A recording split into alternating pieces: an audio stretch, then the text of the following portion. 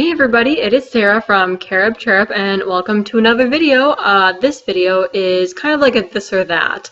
I'm going to explain the most important things to go towards, to eat, or to stay away from. And so I'm going to present you with two options. A lot of people combine them together, but I'm going to tell you which one out of the two of them is most important. So the first one is organic or fruit-based. Now, a lot of people in this community know Freely, and Freely is both fruit-based and organic. She loves her organic fruit, and she loves her just fruit in general.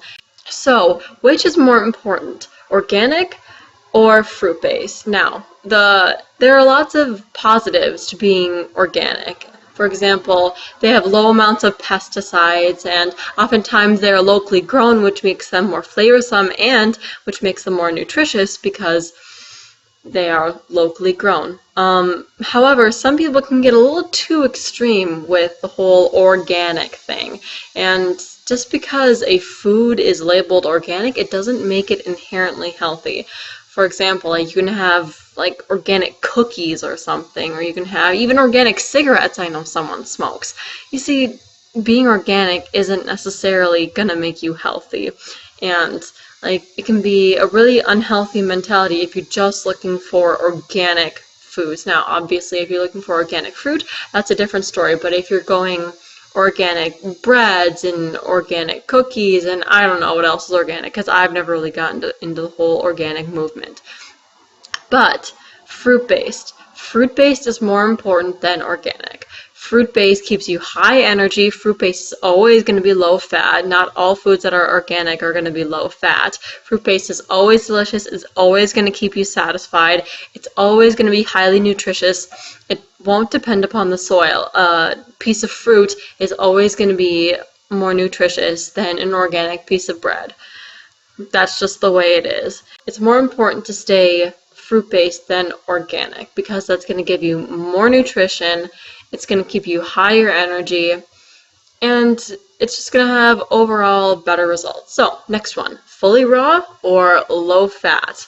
I know that this can be a tricky one because both are great for optimum health, both are great for keeping you high energy, both are great for keeping you clean and just clean body mind. But there are some people who do have to compromise when they go fully raw. There are lots of benefits to being fully raw. You can consume otherwise inactive or deactivated enzymes. If you're consuming cooked food, then you don't get the benefits of some of those enzymes. Fully raw is surely nutritious. I mean, lots of fruit, lots of greens, lots of nuts, those are all really highly nutritious foods. However, with all of the nuts, if you do decide to consume a lot of nuts, that can be high in fat. And any excess weight from high fat is going to put you at higher risk for diseases. And it puts extra weight and stress on the body. It puts extra stress on the joints. It puts extra strain on the hearts and on the heart and the other organs. So it's really important to not gain any of that excess weight that could come with a high-fat diet. Because many raw foodists aren't able to eat the volume that they need, they turn to nuts and seeds and oils, and that just raises their fat content, which isn't a good thing. You want to keep low fat. Low fat's going to keep you lean. The body will first turn to carbohydrates for energy. Carbohydrates first. And one negative to eating fully raw is that you can lose the ability to eat cooked foods, which can be important for travelers if you do decide to travel. Sometimes you just don't have the time or the resources to find fully raw foods, and then that can mess up your digestive system. This is going to be a controversial one, this next one, vegan or plant-based. Now, a lot of people think that they're the same thing, but they're really not. Vegan is, if you're going vegan, you could just use the diet definition, absolutely no animal products. And obviously it is beneficial to never eat any animal products. However, if you're going vegan and not necessarily whole food plant-based, it's it's not going to necessarily mean that you're low fat again. It's not going to necessarily mean that you're going to be healthy. Of course, you're not going to be ingesting any cholesterol, but you can eat many, many processed foods. You can eat chips and sodas, and you can eat all of the replacement foods like the vegan mayo, the earth balanced butters, and all the chips, the diet cheese, and you don't really want to be consuming any of that. So it's more important to be whole food plant-based, because while on a whole food plant-based lifestyle or diet, you can consume a small amount of animal products. If you wanted to consume an egg once a week, I would still consider someone whole food plant-based. If you still wanted to consume one piece of or one serving of chicken, that'd be still whole food plant-based. But the majority of the diet does come from plant foods. However, a whole food plant-based diet is minimally processed. Unlike the vegan, they do not specify that, and by choosing a low processed diet, that is going to make you healthier, because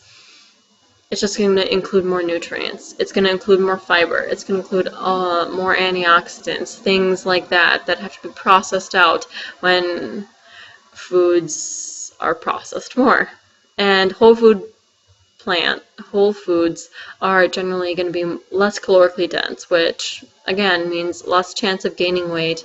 And like I said before, you're not going to put stress on your body, and just having excess weight isn't healthy at all. So you don't want to put your body through that. So the next one, eat clean or exercise more.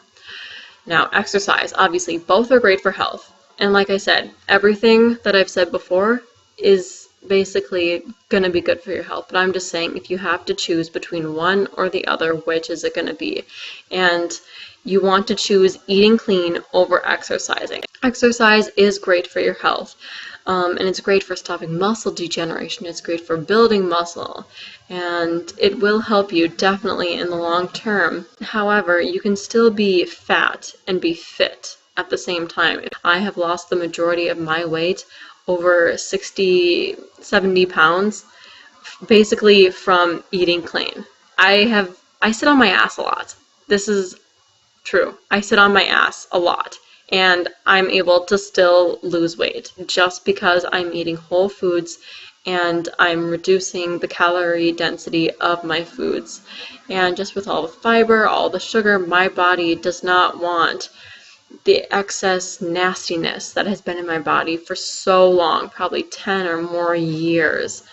So, eating clean. If you eat a high-carb, low-fat, whole food, plant-based diet, you will stay lean without exercise. You may not be necessarily fit. Maybe you can't even run a mile. But you won't be putting yourself at risk for diabetes and heart disease and hypertension and high blood pressure and lots of things like that.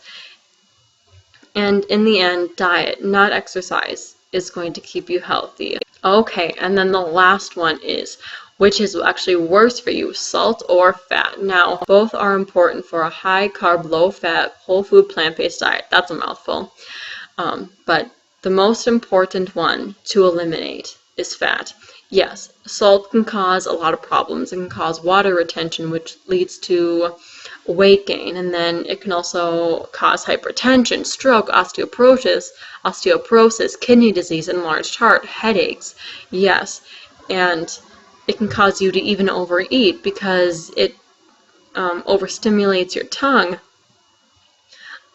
However, salt can get you to eat vegetables and other foods if you're not used to a whole food plant-based diet. So even though you can be eating low fat, you could still be eating kind of high in salt and still be pretty healthy. It's great. Salt is a great transition if you need a little something to eat your vegetables and all your whole foods. Like I said, I'm all about low fat, around 10%. Salt causes a lot of things, but fat is even worse. Fat causes diseases like obesity, heart disease, atherosclerosis, and your body needs carbs, not fat, to operate. So that's another bonus point of the salt. If you're eating a high salt but high carb diet, you're still getting the carbs that your body needs to run. If you have any questions, if you have any comments, please leave them in the comments below, and I look forward to seeing you in any other videos. Make sure to go on Facebook and like Carob Cherub on Facebook. Go check out the Carob Cherub website, carobcherub.com. I have lots of recipes and information. Please check it out. And make sure to subscribe, like this video, share it with your friends. I will see you later.